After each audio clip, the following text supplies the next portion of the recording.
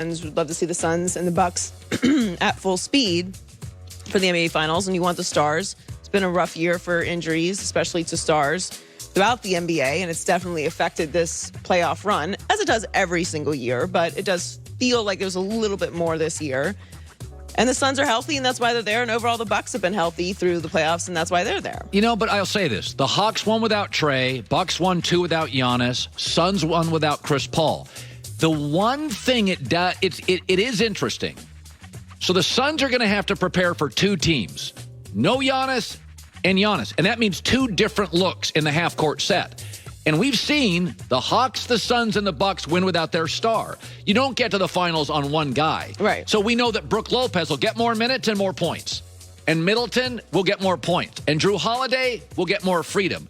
So I do think long-term you'd want Giannis in the finals. But for a game, I get a little better Drew, a little better Chris, a little more Brook Lopez, Portis. I think Milwaukee can hang. Now, it may get blown out, but there is a slight edge.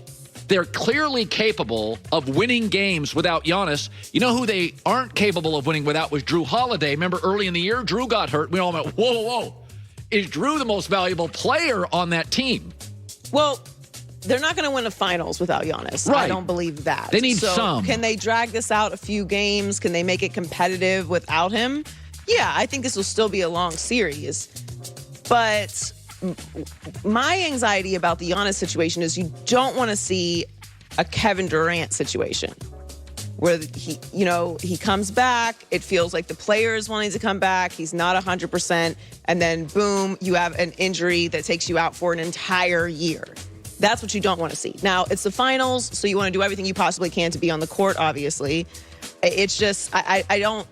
This is the time when you want to rush somebody back, but we've seen what happens when you rush someone back and then they're out for an entire year. Right. So it's like, I would not want to be the person to have to make that call to put Giannis out there or not, but the Suns are not the Hawks. The Hawks had an incredible season and they were great, but the Suns are better. They're in the finals, and the Bucks. So I think that they can hang, to your point, but they're not going to beat the Suns without Giannis. Yeah, and long term they need him.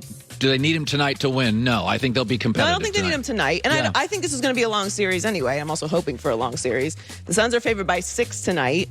So I would like the Suns tonight with 6. And the Suns are favored minus 200 overall to win the series, according to Fox Bet. So the Lakers, been in conversations for a lot of moves this offseason. They need to make some moves. And the latest report is that they're interested in DeMar DeRozan. Bleacher Report suggested that a deal could make this happen. This is a deal that could happen. They proposed that the Suns sign and trade DeMar DeRozan to the Lakers in exchange for Montrezl Harrell, Kyle Kuzma, and the 22nd pick in the draft.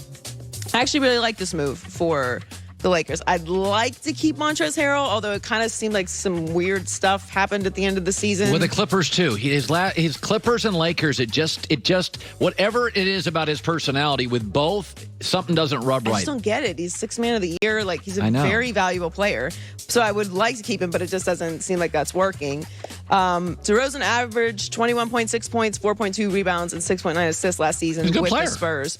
He's a very consistent player. Athletic. He's played 12 NBA seasons, 9 with the Raptors, 3 with the Spurs. He's a 4-time All-Star.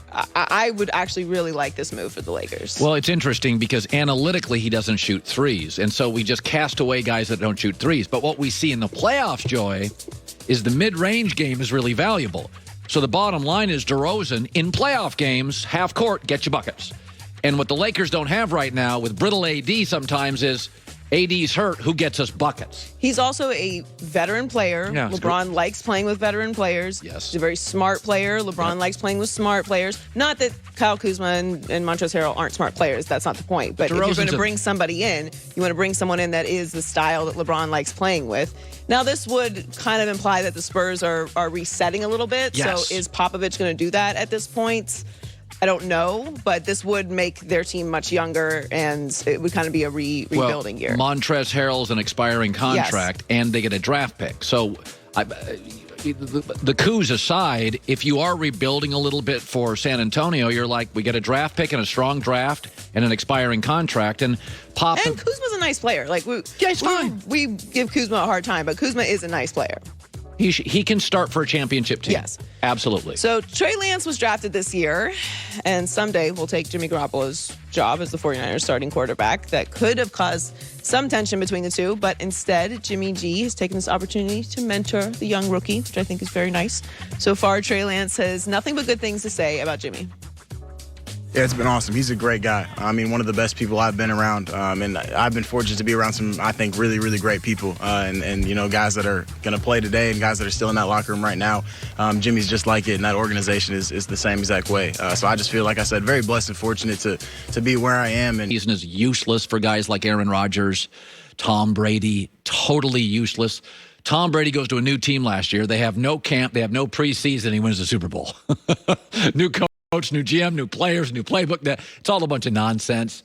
The preseason to me is, you know, if you want the young guys to play, but Sean McVay proved years ago, you don't have to play any of your starters. You can start the year 8-0.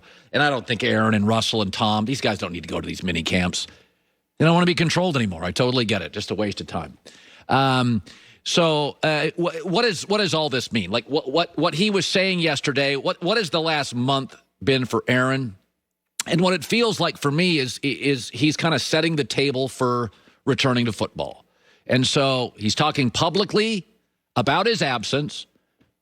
So therefore, when he comes back to do football, he can talk football. And if they ask him about his offseason, he can say, well, I discussed that already. So like when Tom Brady left New England, there were signs. And I do think, you know, there were signs. He put his house up for sale. He did a documentary calling out the franchise. There are signs that Aaron Rodgers is going to play for the Packers this year. Number one, the Packers aren't budging. They're not taking any calls. Aaron, I know it seems silly, but he rejoined the Green Bay Country Club, where you mostly play in July, August, and September, and he's now explaining his absence. And what does that mean? Hey, I reflected. I took time off, mental health, so he can go back into the football grind, head down, and play. And by the way, there is something to what he said yesterday. He's also telling Packer fans and the Packer executives, oh, I was working. I was just working on the mental side of the game, not just the football side. But I do think this year, what does it all mean? I think it's going to be a fascinating year. And I'll give you the comparison in a second. But the Packers didn't draft Jordan Love to sit for 3 years. All right. Secondly, Aaron and the executives still don't see eye to eye on stuff. The issues have not been resolved.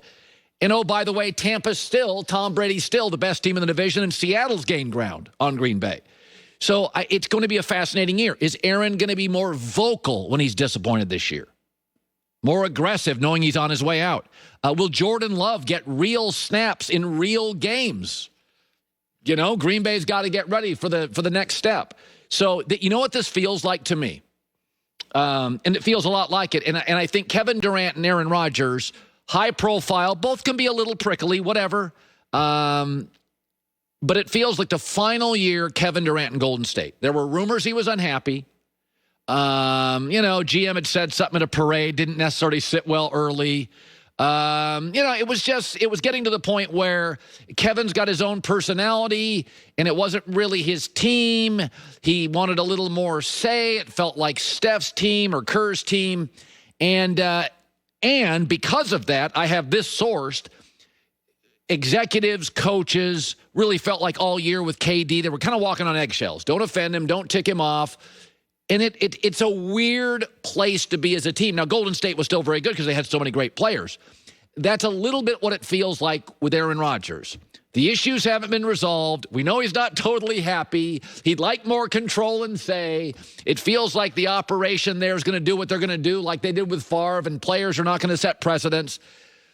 So the issues with KD in the last year were never really resolved. It was Steph's team. It was. And the issues with Aaron aren't really resolved. The Packers going to do what the Packers do. So is everybody going to be walking on eggshells? It's going to be a fascinating season to watch. Will Aaron be more vocal? Will Jordan Love get snaps? The issues aren't resolved. The NFC could be better. Now Stafford's a Ram. Seattle's gotten better. Brady's got all the guys back.